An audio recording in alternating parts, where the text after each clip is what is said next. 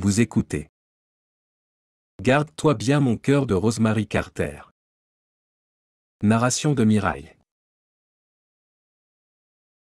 N'hésitez pas à faire vos retours en commentaire et de liker et partager la vidéo si elle vous plaise. Bonne écoute. Chapitre 1. Willpur. À peine une minute d'arrêt sur cette gare minuscule. En un tournement, Diane rassembla ses affaires et quitta le compartiment pour gagner la sortie au plus vite. Dans sa précipitation, elle ne prit pas garde aux voyageurs qui sortaient également, mais sans se hâter. Elle réussit à le dépasser et à porter sa valise jusqu'à la porte, puis elle s'empara du sac en plastique, mais, à ce moment, l'inconnu la bouscula pour descendre et, sans le faire exprès, lui arracha des mains le précieux paquet qui tomba par terre. Indignée, Diane le poussa à son tour et se retrouva sur le quai avant lui. Lorsqu'elle se retourna vers lui, serrant le sac sous son bras, le train prenait déjà de la vitesse. Son visage ovale était rouge de colère, et ses yeux bleus, hérités de sa grand-mère irlandaise, lançaient des éclairs. Elle se redressa de toute sa hauteur, mais même ainsi, dut lever la tête pour le regarder. « Vous me devez des excuses, je pense, » lança-t-elle d'un ton accusateur. Une femme outragée, au cœur de la brousse. C'est bizarre. J'aurais cru que c'était à vous de m'en faire. Dans son visage rude et basané, son regard était moqueur. Diane lui répondit d'un ton glacial. Vraiment ? Vous auriez pu endommager mon sac. Mais seulement à cause de votre impatience. Il n'y avait pas un soupçon de regret dans sa voix. Des yeux gris insolents se posèrent sur elle un instant, remarquèrent ses joues empourprées, puis glissèrent sur les courbes très féminines de sa silhouette élancée. Il avait l'air amusé. La patience ne semble pas être une de vos qualités. Aussi, je ne vous rappellerai pas que vous m'avez bousculé, et que c'est à vous de vous excuser. Sans lui laisser le temps de répondre, il ajouta. Puis-je vous aider ? Non merci, répliqua-t-elle avec raideur. Il était trop arrogant, elle ne voulait rien accepter de lui. Sans un mot, il la quitta et s'éloigna à grande enjambée. Il marchait avec aisance, ne paraissant guère gêné par ses 2 lourdes valises.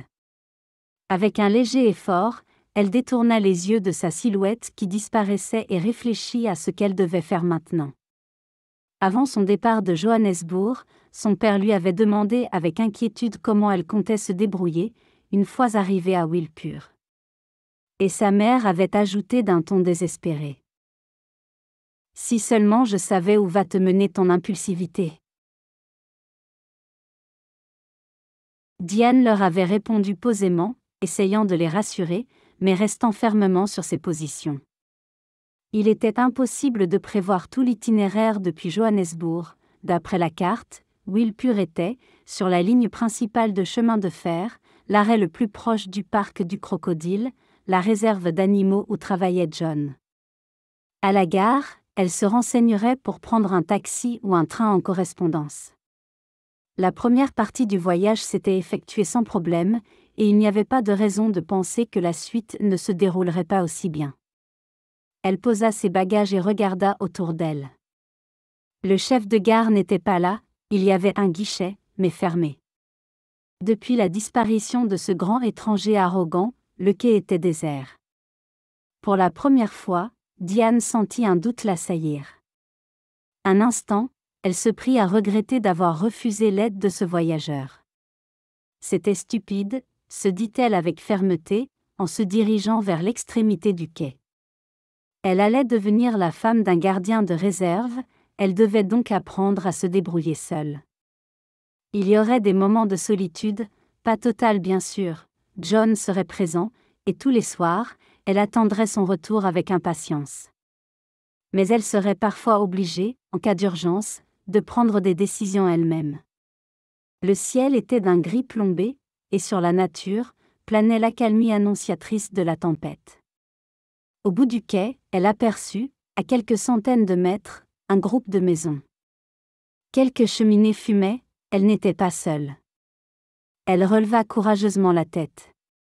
Sa mère avait sans doute raison de la trouver trop impulsive. En cet instant, il serait miraculeux de voir John arriver en voiture, il l'embrasserait, chargerait ses bagages dans le coffre et l'emmènerait avec lui jusqu'à la réserve. Mais il n'était pas averti de sa venue. Lui faire la surprise lui avait paru une idée merveilleuse. Oui, ce serait merveilleux. L'incertitude du moment présent ne devait pas durer, cela faisait partie de l'aventure qu'elle avait toujours désirée. Le ciel menaçant, le silence de la brousse, la suite du voyage était une aventure.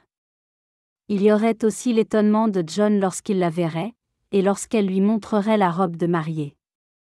Mon Dieu, la robe! Elle ne devait pas être mouillée par la pluie, et la tempête était imminente. L'urgence de la situation redonna des forces à Diane. L'hôtel se trouvait au cœur du hameau. Il n'y avait personne à la réception, elle sonna, et un employé apparut. Il sembla perplexe quand Diane lui demanda comment se rendre au parc du Crocodile. Il n'existait pas de train, ni de taxi. Un autobus? Oui, il y en avait un, 2 fois par semaine, le prochain partait vendredi. Vendredi? On était mercredi. Je dois absolument aller au parc du Crocodile, dit Diane avec désespoir. Il faut attendre vendredi, répondit laconiquement l'employé. 2 jours. Les yeux bleus s'assombrirent. Que faire? Était-il plus raisonnable de téléphoner à John? Même si elle ne se déroulait pas comme elle l'avait prévu, son arrivée resterait une surprise. Elle ne connaissait pas le numéro de la réserve, mais l'hôtel l'aurait certainement. Je voudrais appeler le parc du Crocodile, dit-elle. Son interlocuteur secoua la tête. C'est impossible, mademoiselle, je suis désolée. Mais il doit y avoir un téléphone, fit Diane, incrédule. La ligne a été coupée par la tempête il y a quelques jours. Mon Dieu, s'exclama Diane en fronçant les sourcils. Eh bien, alors? Avez-vous une chambre?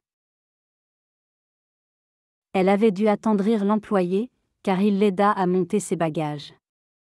La pièce était petite et ne contenait pas beaucoup de meubles, juste un lit recouvert d'un dessus de tweed passé, une table de nuit et un miroir. Mais c'était propre. Diane s'assit.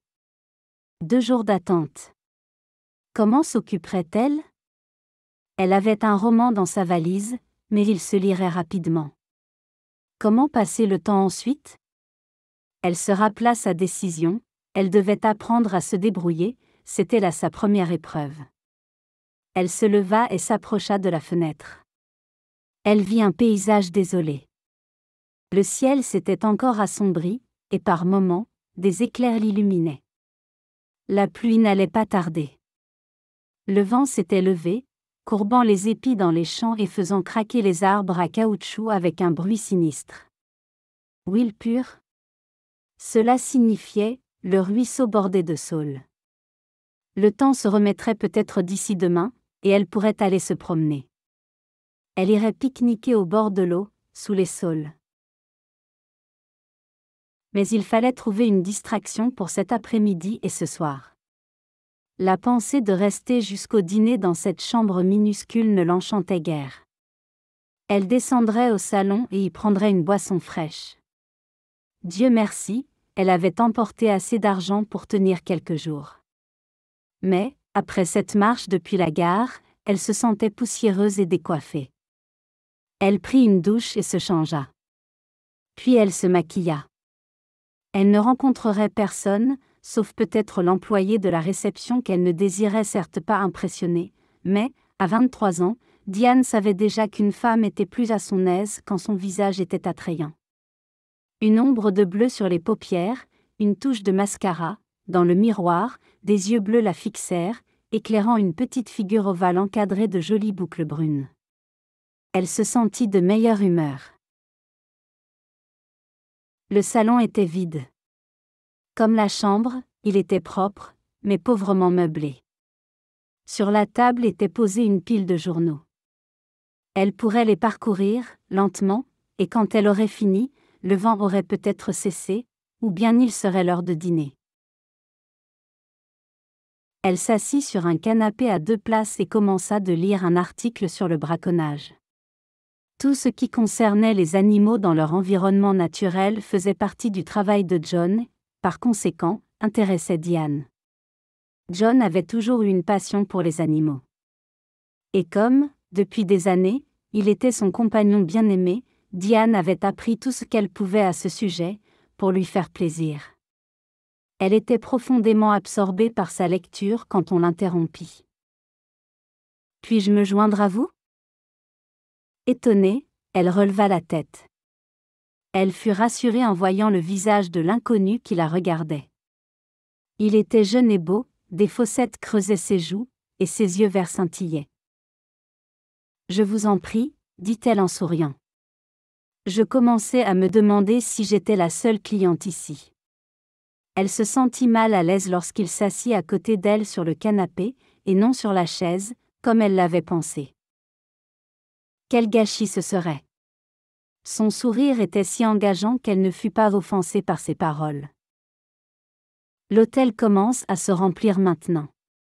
C'est une auberge pour les voyageurs de commerce. Nous nous arrêtons toujours à Wilpur, pendant notre tournée. Que boirez-vous? J'aimerais un Coca-Cola. Ce n'est pas une boisson pour une grande fille, la taquina-t-il. Prenez un alcool. Un cognac? Non, un Coca-Cola, répondit-elle avec fermeté. Vous avez la tête dure. Mais vous êtes jolie, très jolie. Soyez plus audacieuse, changez d'avis, un cognac?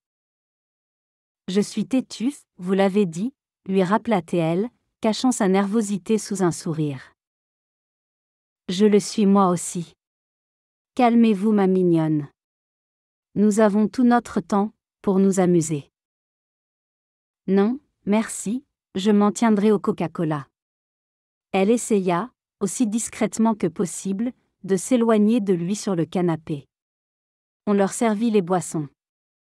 Elle le regarda boire son cognac d'un trait. Que vendez-vous, monsieur? Je ne connais pas votre nom, je crois. Kruger.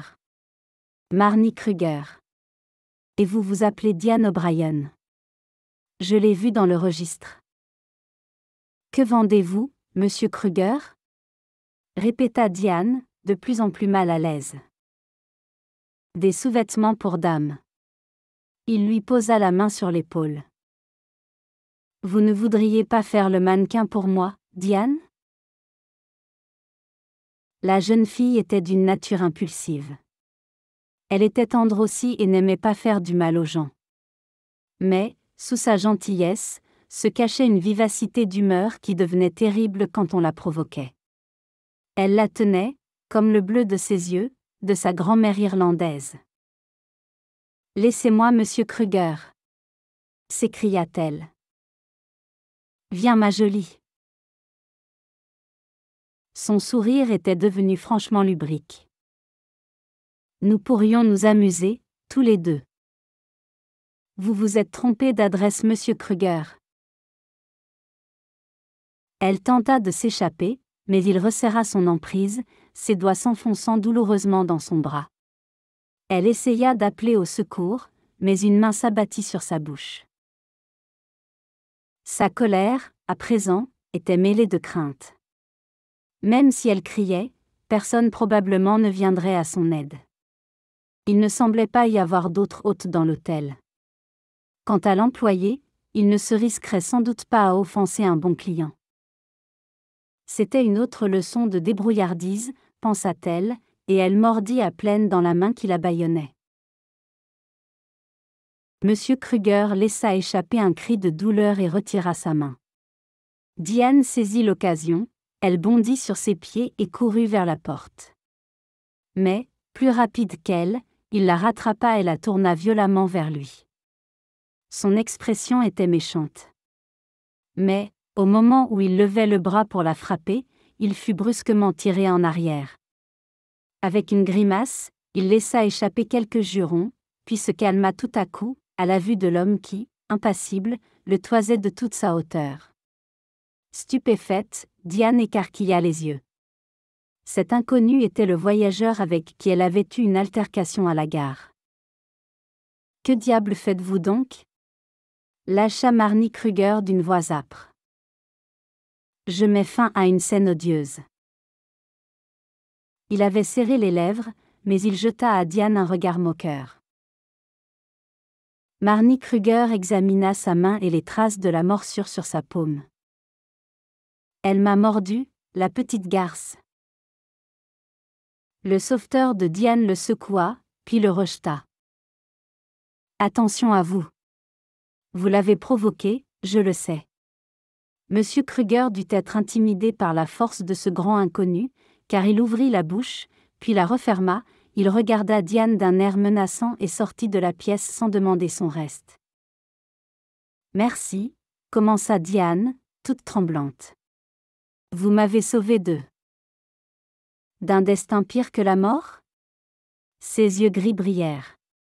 « Peut-être pas, à notre époque. Mais d'une situation désagréable, sûrement. » Elle retint une réplique mordante. Cet homme était son seul allié à l'hôtel. Elle dit doucement. « Il m'a offert quelque chose à boire. Je ne pensais vraiment pas qu'il avait d'autres intentions. Vous ne devez vous en prendre qu'à vous-même. » Il l'observait, et un léger sourire relevait les coins de sa bouche sensuelle. Elle se rappela ses manières insolentes à la gare, et la colère l'envahit. « Vous m'accusez de légèreté. » Il éclata d'un rire moqueur. « Non, Miss O'Brien. Beaucoup de femmes sont plus sophistiquées que vous. Mais je voulais dire qu'une femme séduisante se met dans une situation dangereuse en voyageant seule par ici. Quel âge avez-vous ? 18 ans au plus ? 23 ans, répondit Diane avec dignité. Si vieille ? De nouveau, il se mit à rire. Je pensais qu'une femme aussi avancée en âge serait plus avertie, qu'elle ne s'aventurerait pas dans le salon d'un hôtel pour voyageurs de commerce, à moins de vouloir accepter des avances. Elle eut envie de le gifler. Cela n'arrivera plus, dit-elle doucement. Je vais remonter dans ma chambre. Pas sans avoir mangé. La cloche va sonner d'un moment à l'autre. Venez, Miss O'Brien, vous dînerez avec moi. En un sens, elle était soulagée. La présence à sa table d'un homme fort et autoritaire lui éviterait d'autres ennuis. Mais quelque chose d'arrogant dans son invitation, comme si son assentiment allait de soi, l'incita à résister. « Je ne suis pas sûre de vouloir dîner avec vous, » dit-elle avec raideur. « Vous préférez la compagnie de votre odieux ami ?» Les yeux gris se moquaient d'elle. « Pourquoi vous souciez-vous de ce qui peut m'arriver ?» Les yeux bleus étincelèrent d'un air de défi. « Vous avez dit que j'étais fautive. Je ne m'en préoccupe pas le moins du monde. Mais le propriétaire de cet hôtel est un de mes amis. Il est à l'hôpital en ce moment et je ne voudrais pas qu'un incident fâcheux lui créât une mauvaise publicité. » Il avait parlé d'un ton froid. Une main ferme agrippa Diane par le bras. « Venez donc, Miss O'Brien. » L'irritation de la jeune fille augmenta. Elle n'avait jamais rencontré un être aussi arrogant. Mais elle dut faire taire sa colère, car il n'avait pas tout à fait tort. L'incident l'avait secouée, et elle n'était pas en état de subir d'autres désagréments de ce genre. En compagnie de cet homme, elle était en sécurité. Tandis qu'ils gagnaient ensemble la salle à manger, elle ressentit intensément sa présence. Il était terriblement arrogant, mais il la troublait profondément, physiquement. Il était grand, encore plus grand qu'elle ne l'avait remarqué à première vue. Il avait des épaules et une poitrine large, mais une taille fine. La coupe impeccable du pantalon révélait des jambes longues et nerveuses. Un léger frisson la parcourut, mais immédiatement elle se domina. Elle n'avait jamais rencontré un homme aussi dominateur et viril, mais elle ne devait pas se laisser intimider. De toute façon, après cette soirée, elle ne le reverrait plus. Elle releva fièrement la tête, comme pour se convaincre elle-même. Il le remarqua, et elle entendit près d'elle, trop près, son petit rire, empli de sensualité. Un tremblement nerveux la secoua. « Je vous amuse » demanda-t-elle d'une voix faible. « Oui. Vous vous préparez à résister à un autre assaut ? Dois-je en craindre un ? Pas de ma part, dit-il poliment, une lueur de moquerie dans le regard. Je ne m'attaque pas aux enfants. Je ne suis pas une enfant. Lança Diane, révoltée. Ah non. Vous m'en convaincrez quand vous vous comporterez en adulte. Voici notre table, asseyez-vous. Ces dernières paroles avaient été prononcées d'un ton calme mais intransigeant. Une seconde, Diane hésita, prise du désir de le provoquer. Mais non, ce serait encore plus puéril, et cela renforcerait son mépris. Sans piper mot, elle s'assit. Elle prit son temps pour étudier le menu. Lorsqu'elle releva la tête, il était en train de l'observer. « Vous avez choisi ?» demanda-t-il, s'amusant encore une fois, car la carte était courte, et le choix si limité, que quelques instants suffisaient pour la parcourir, et il avait bien compris son jeu. « Bien sûr, je commencerai par de la soupe. » Elle se força à soutenir son regard. « À propos, où avez-vous vu mon nom ? Dans le registre ? » Oui. Diane O'Brien, de Johannesburg.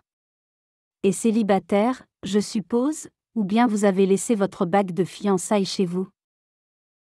Je suis fiancée à un homme qui ne me considère pas comme une enfant, lui dit-elle d'un ton acerbe. Je n'ai pas regardé dans le registre, moi-même. Connors. André Connors.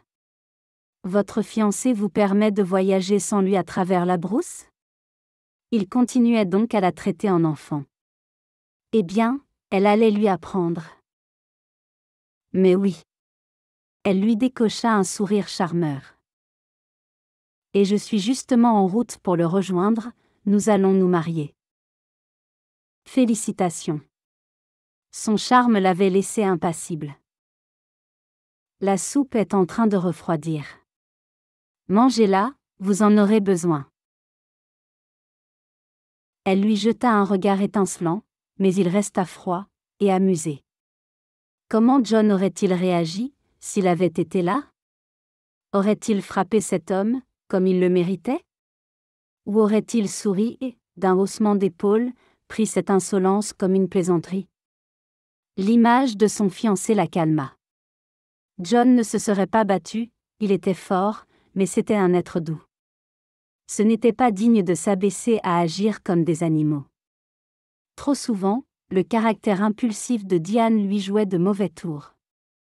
La compagnie de John lui ferait du bien. Elle avait été privée trop longtemps de son bon sens. Elle plongea le regard dans son assiette. Pendant un moment, ils furent silencieux. Diane commença de manger. Les choses ne se déroulaient pas comme elle les avait prévues.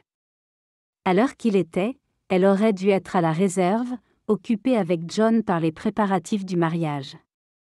Au lieu de cela, elle dînait en compagnie d'un inconnu, dont la rudesse masculine la bouleversait. En relevant la tête, elle vit qu'il l'observait. Elle se demanda quel était son métier. Il n'était pas beau au sens classique du terme, pourtant ses traits n'étaient pas de ceux qu'on oublie facilement.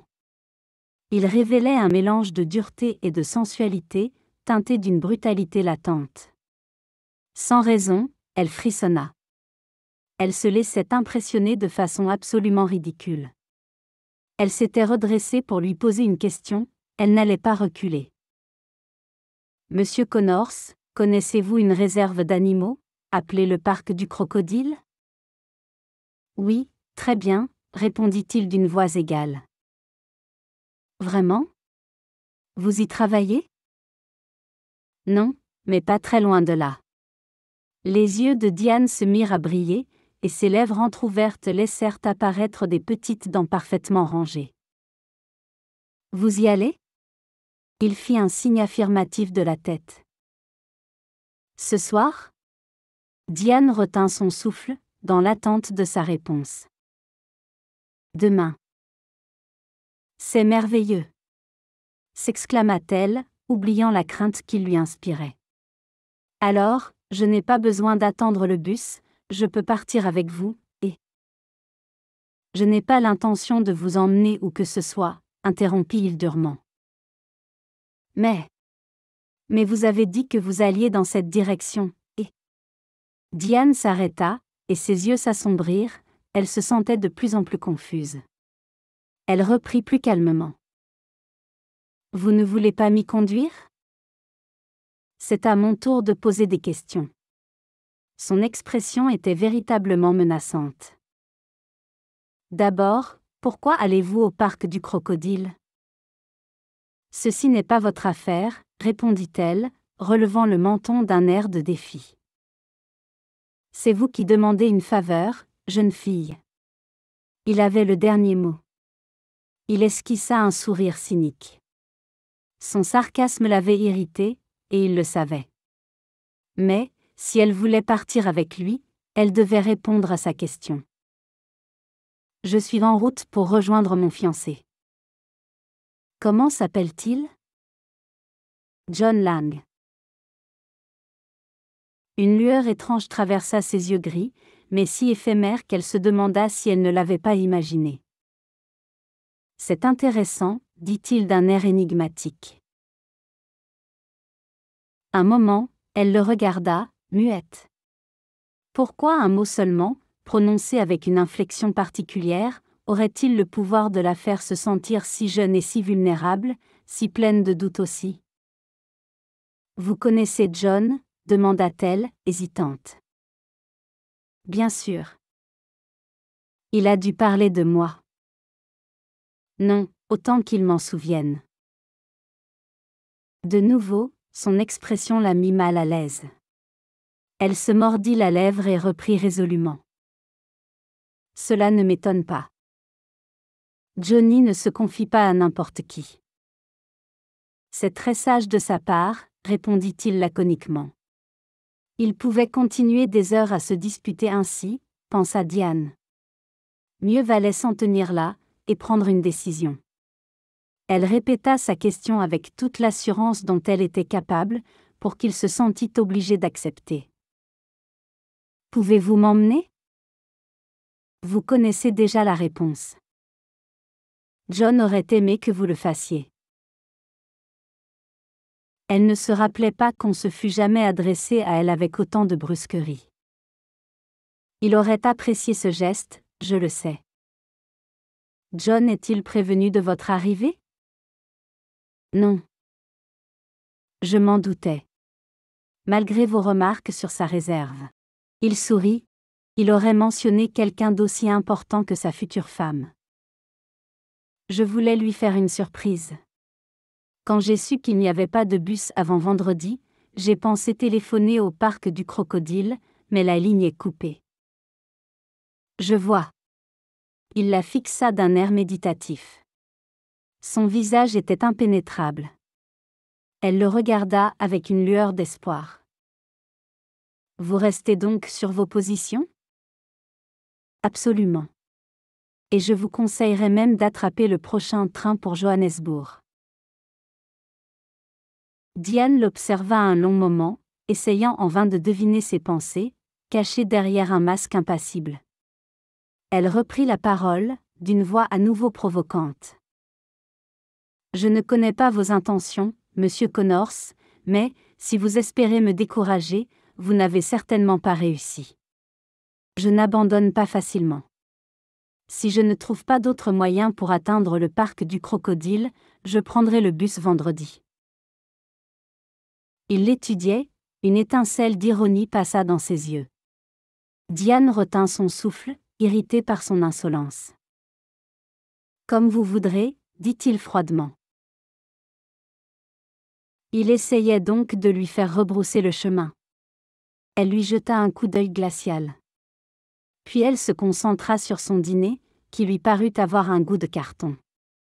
Pendant un moment ils mangèrent sans se parler, Diane n'était pas d'humeur à tenir des propos mondains, et le silence ne semblait guère déranger son arrogant compagnon.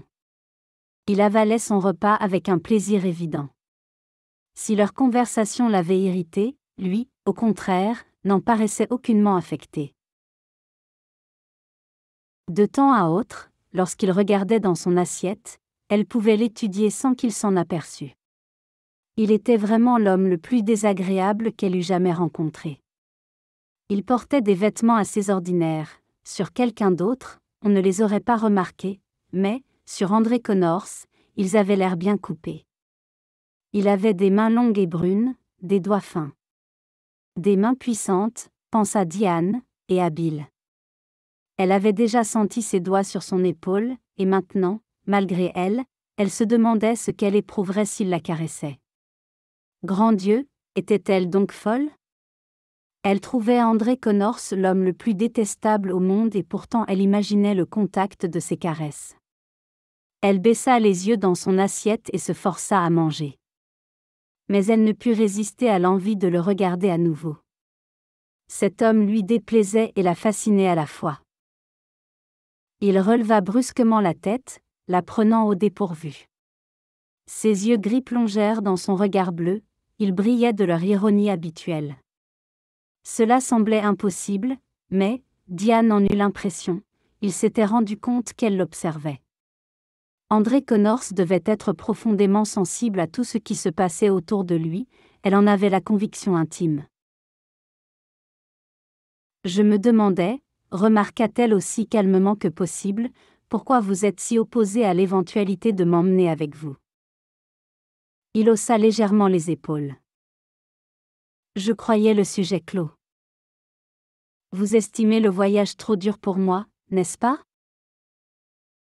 L'idée venait de lui traverser l'esprit.